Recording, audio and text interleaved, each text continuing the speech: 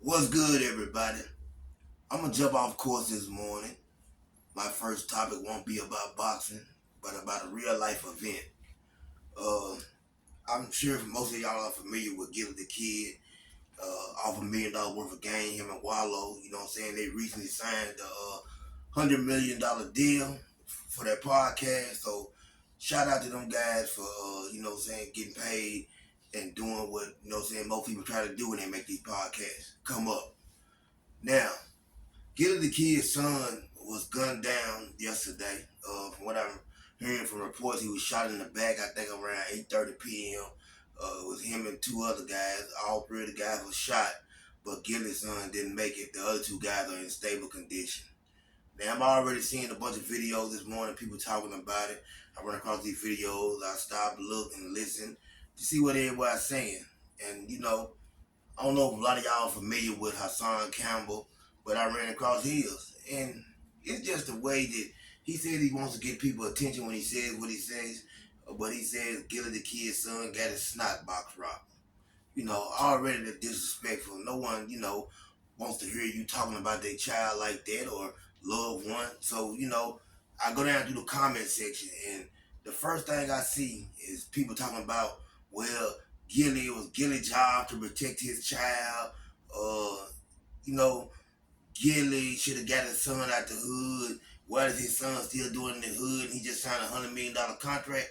Well, first and foremost, I want to also salute Gille and Wallow for doing what they do for the community, man. Philadelphia, they really give back to the kids. They try to look out for everybody. They try to make sure that the kids have a better way of coming up and really just be there for them. Now, I want to say this right here. Gille, the kid's son, was 25 years old. He was a young man. Gille couldn't hold his son's hand every day of the week, every hour. I'm sure Gille, you know what I'm saying, from what I've seen, he looked to be a good father. I'm sure he sat down, he talked with his son, but there's only so much you can do. Don't blame Gille for his son being killed. Blame the person that done it. Instead of blaming Gille, even if you want to say this, and I'm not going to blame a parent anyway, because I'm going to say this right here. I came up in the church. I was raised right. But along the way, I still made a bunch of bad decisions in life. It had nothing to do with the way I came up. Your parents can do everything in the world for you, but you still got to make your own decisions when you get older. Those lessons that you learn as a child, they don't mean nothing if you don't apply them. Those lessons that you learn as a young adult, they don't mean nothing if you don't use them when you become a real adult. See, that's what we gotta learn about life. We gotta stop blaming the parents when something happened to their child out here. There's a lot of kids, a lot of young men losing their lives to gun violence and stuff like that. And all we keep saying is when it's gonna stop. Well, I can say this right here. I don't think it'll ever stop. We got so many. I don't know what it is these days, but it just seems like, man, this young generation, this new generation of young folks, man, it's a lot of evil, a lot of evil.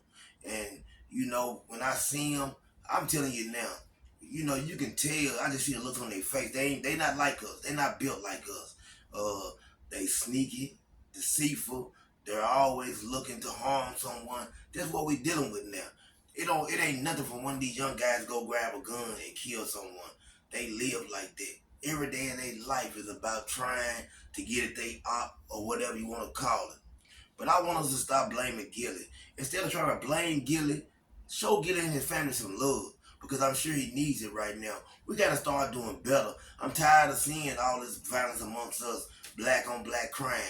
No crime at all needs to be happening. But this black on black crime thing, it's just you know what I'm saying, an ongoing cycle. It never stops. We got to do better, folks. We got to do better. And like I said, Gille's son was 25 years old. You cannot place the blame on Gille. People saying, well, Gille got all that money. Gille don't live in the hood. But if Gille's son decides to go to the hood, what can Gille do about it? I'm sure Gille has talked to his son and told him, stay away from over there. People gonna hate on you. Don't be running around with all this jewelry on. There's a lot of jealous people out here. It is a crime. It's a shame that the stuff that you earn, the stuff that you work for in life, you can't go out here and enjoy it because someone wants to take it. Someone don't like the fact that you got it. A person, man, will take your life just because you're successful. You know what I'm saying? That's crazy. Someone can see you, not even know you, but start to have a dislike for you just because they see you doing good. I just want to say, man, Gille, man, my condolences. Uh, I'm praying for you and your family.